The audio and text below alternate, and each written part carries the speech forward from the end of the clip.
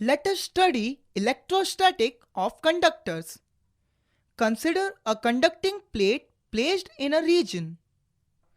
There is no electric field and the conduction electrons are almost uniformly distributed within the plate shown by dots. In any small volume which contains several thousand molecules, the number of electrons is equal to the number of protons in the nuclei.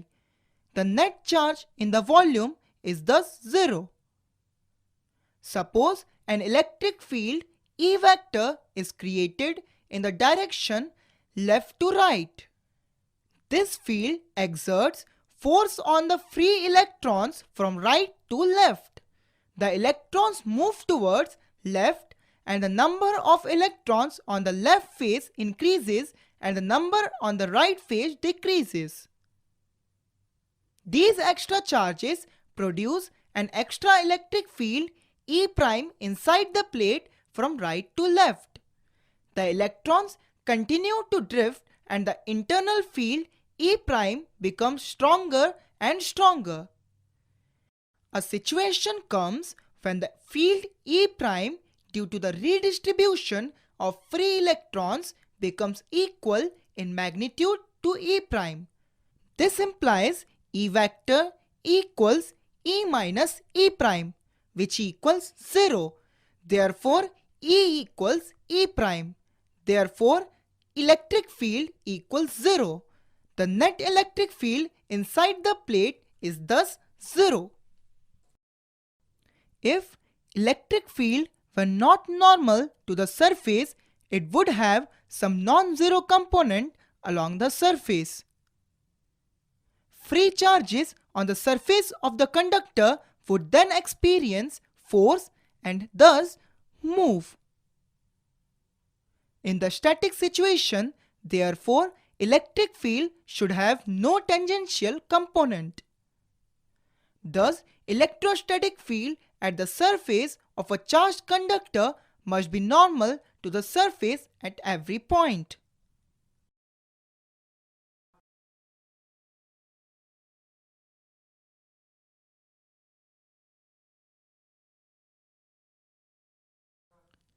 Text: if charges will move, some work will be done and it is dissipated in form of heat energy.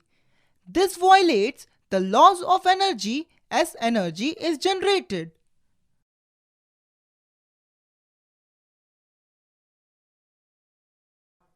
A neutral conductor has equal amounts of positive and negative charges in every small volume or surface element.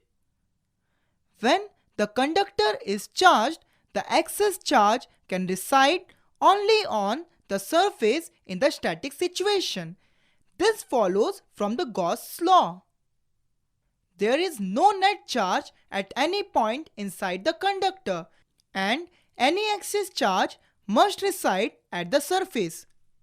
This implies the electric field inside the conductor is 0. Since electric field equals 0 inside the conductor and has no tangential component on the surface, no work is done in moving a small test charge within the conductor and on its surface. Hence, there is no potential difference between any 2 points inside or on the surface of the conductor. If the conductor is charged, electric field normal to the surface exists. In a system of conductors of arbitrary size, shape, and charge configuration, each conductor is characterized by a constant value of potential, but this constant may differ from one conductor to the other. Electric field at the surface of a charged conductor is given by sigma by epsilon naught and cap, where sigma is the surface charge density and cap is a unit vector normal to the surface in the outward direction and epsilon naught is the permittivity constant in volume. Let us consider a pill as the Gaussian surface about any point P on the surface. The pillbox is partly inside and partly outside a conductor. Let delta S is equal to any small surface area. Now the electric flux from outside the pill equals to plus minus E into delta S, plus E into delta S for sigma greater than 0 and minus E into delta S for sigma less than 0. By Gauss law, E into delta S equals magnitude of sigma delta S divided by epsilon naught. This implies electric field equals magnitude of sigma divided by epsilon naught. Let us study electrostatic shielding. If the conductor is charged or charges are induced on a neutral conductor by an external field, all charges reside only on the outer surface of a conductor with cavity. Whatever be the charge and field configuration outside, any cavity in a conductor remains shielded from outside electric influence. The field inside the cavity is always zero. This is known as electrostatic shielding. The effect can be made use of in protecting sensitive instruments from outside electrical influence.